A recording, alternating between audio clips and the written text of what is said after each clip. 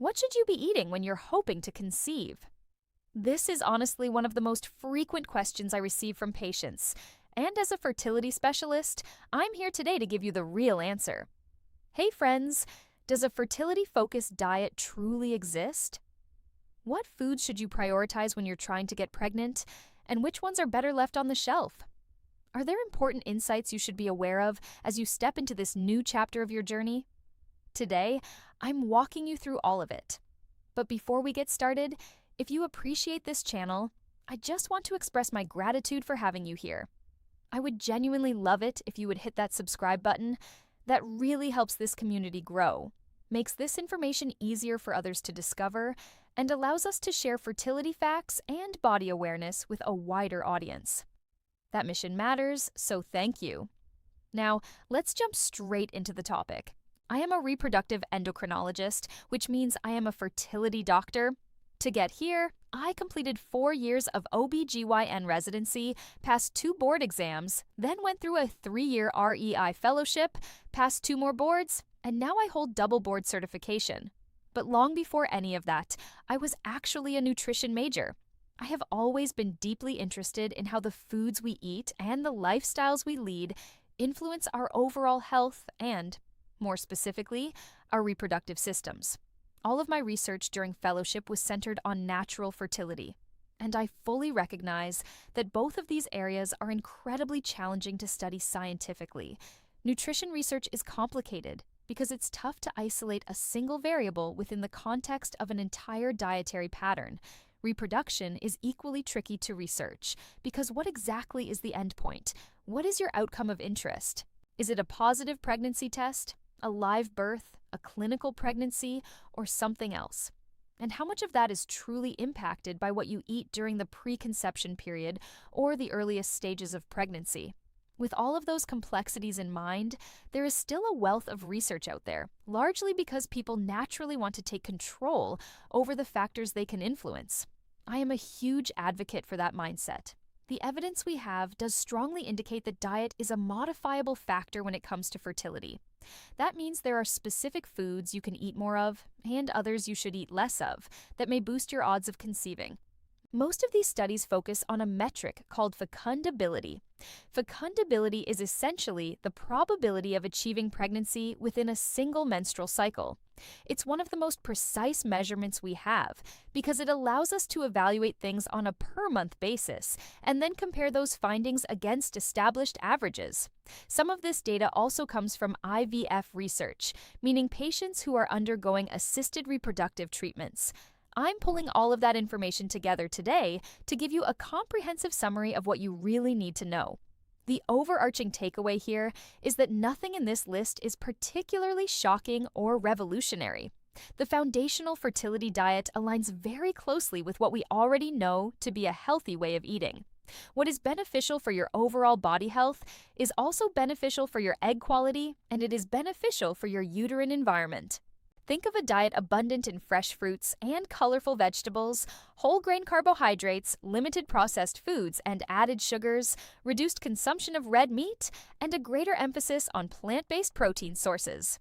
So let's break this down into specific food groups and categories so we can cover the most important findings from the research. Then I'll wrap things up by answering a few common overarching questions at the end of this video. Let's start with carbohydrates. Carbohydrates, along with fatty acids, are fundamental building blocks of our diet. They provide us with energy and are essential for everyday functioning. There are different kinds of carbohydrates, and whole grain or complex carbohydrates are more difficult for your digestive system to break down. These complex carbs are actually good for you. They have anti-inflammatory effects, they carry antioxidant properties, and they have been linked in studies to decreased insulin resistance and better glucose sensitivity. Furthermore, they have been associated with higher live birth rates in clinical research. I get asked constantly about the keto diet, so let's address that. The keto diet involves avoiding carbohydrates almost entirely, which forces your body to tap into its fat stores for energy. Yes, keto can lead to rapid weight loss, and if your goal is to shed pounds quickly, that may be a helpful short-term strategy. However, it is not a sustainable long-term eating pattern for the vast majority of people. and it isn't really improving your core fertility parameters across the board. So, while I don't consider keto a true fertility diet mechanism in itself, if you have a substantial amount of weight to lose, it might serve as one approach to help you reach a healthier weight prior to conceiving. Now, let's move on to omega-3 fatty acids. Fat in the American diet has historically been treated as such a dietary villain. For so many years, the emphasis was on low-fat or fat-free products, and many of us grew up with that idea firmly ingrained in our minds, that all fat is bad for us. But that simply isn't accurate. It really depends on the specific type of fat you're consuming. There are healthy fats that are excellent for your body, and there are unhealthy fats that you should limit. Omega-3 fatty acids fall squarely into the category of good fats that are highly beneficial. They are potent antioxidants, and they have strong anti-inflammatory properties. You can find them in foods like fatty fish, but also in walnuts, chia seeds, and flax seeds.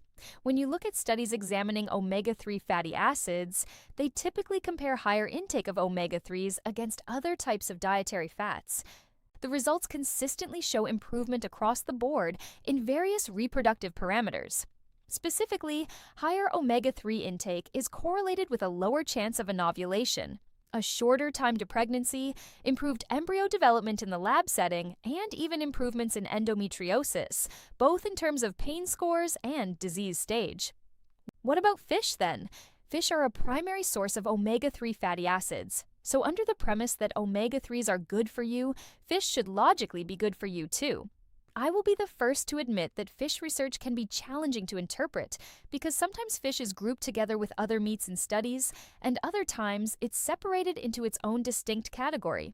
It does appear that when compared to other types of meat, fish alone is probably just fine.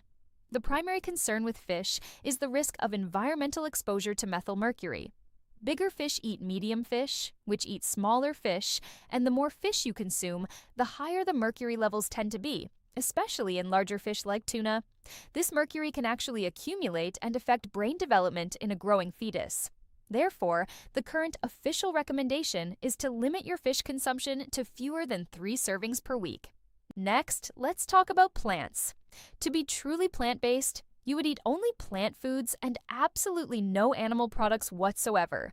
No meat, no dairy, no eggs, no honey, nothing derived from animals. However, I personally think of plant-based eating more broadly. You can eat a large volume of plants, and if that forms the foundation of your diet, you are still predominantly eating plant-based. Research consistently shows that plant-based eating is beneficial for reproduction in various studies and across different circumstances. There is no data at any level that suggests eating plants is harmful to you. One of the largest population-based studies of reproductive-aged women, called the Nurses' Health Study, specifically examined women who were not ovulating regularly, such as those with PCOS. In that study, women who consumed a higher proportion of protein from plant sources compared to animal sources had higher rates of ovulation and higher rates of achieving pregnancy. So, for anyone with PCOS, I strongly recommend focusing your diet around plant foods. Similarly, in IVF studies, where you are investing enormous amounts of money, time, emotional energy, and physical effort, patients who ate more plants and had a lower intake of red meat had better embryo development outcomes. So, if you are going to make that significant investment in IVF, I certainly want you to know that the studies support eating less red meat and more plants for the health of your embryos. Now, why is red meat singled out as the villain here? Red meat is really interesting from a nutritional standpoint. It contains the highest levels of advanced glycation end products. It may harbor endocrine-disrupting chemicals, it has natural hormones, and it is highly inflammatory to the body. In contrast, all the foods I've mentioned so far as being beneficial are anti-inflammatory. Red meat is inflammatory, and the data consistently shows that higher consumption is linked to worse reproductive outcomes, whether that's worsening the stage of endometriosis or leading to poor embryo development in the lab. So, I generally advise my patients who are trying to conceive to avoid red meat altogether if they can, or at the very least, to eat it only very sparingly. What about soy? Soy gets an enormous number of questions. There is this common belief that soy is bad for you because it contains phytoestrogens that might cause hormonal imbalances or even give men breast tissue, which is absolutely not true. Soy is not harmful to you. It has not been associated with any negative reproductive outcomes. In fact, people who consumed more soy actually experienced increased fecundity, meaning they got pregnant faster naturally, and they also had improved reproductive outcomes during fertility treatments.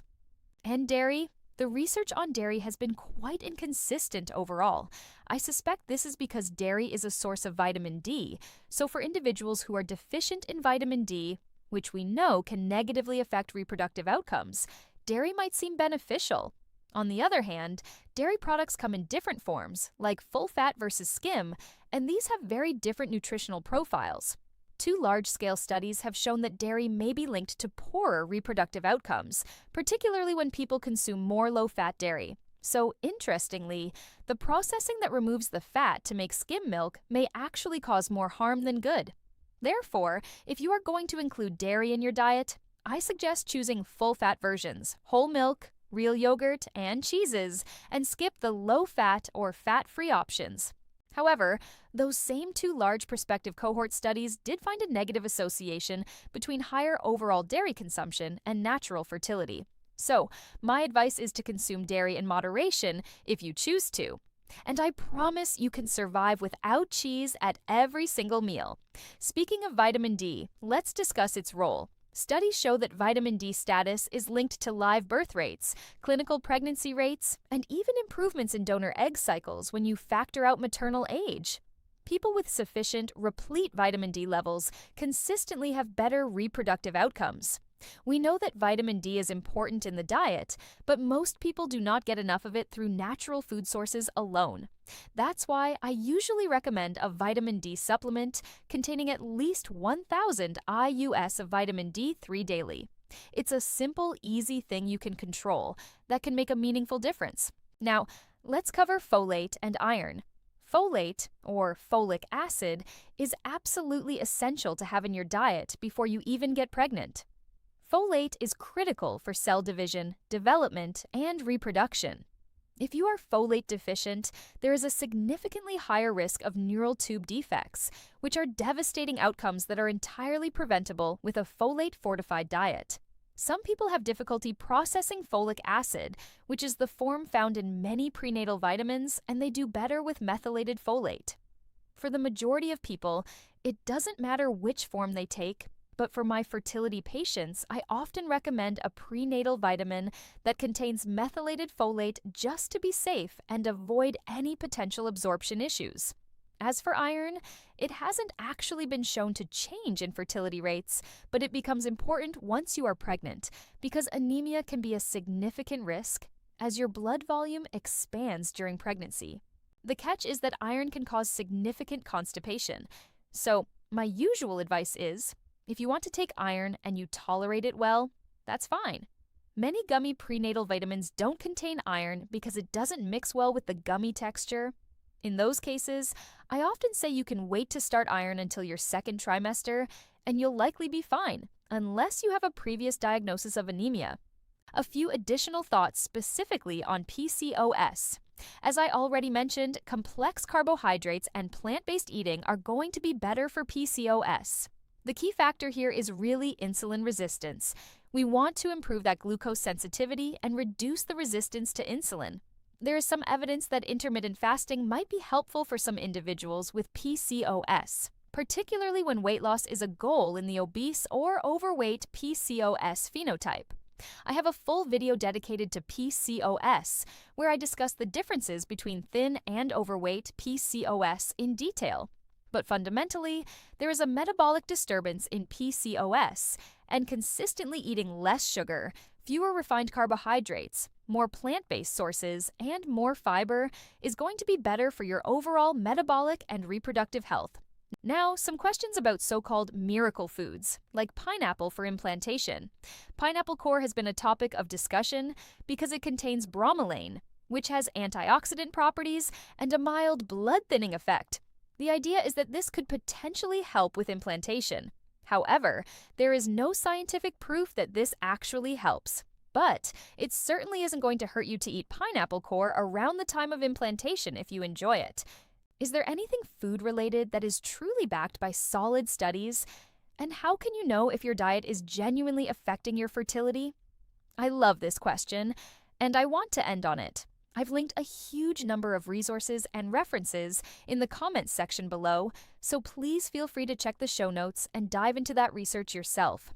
As I mentioned at the beginning, diet is difficult to study. There are women who get pregnant while eating a very unhealthy diet and have no issues at all.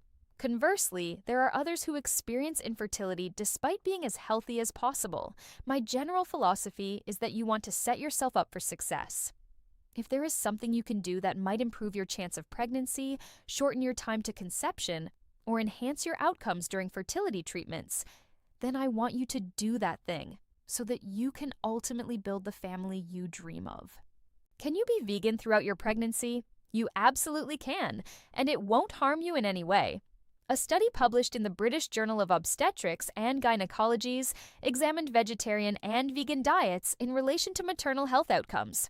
The review included 22 papers, and the conclusion was that vegan and vegetarian diets are considered safe, with no increased risk of birth defects, maternal complications, or fetal complications. So, if this is how you prefer to eat and you feel better on a plant-based diet, you can absolutely carry that through your fertility journey and your pregnancy. The only caveat is that anyone who is vegan needs to ensure they are getting enough vitamin B12, which is often fortified in foods or available as a supplement. If you are eating truly zero animal products, you may have a harder time getting B12 into your diet depending on what you consume, so be mindful of that. If you would like more information on fertility, please subscribe to this channel. Thanks so much, friends.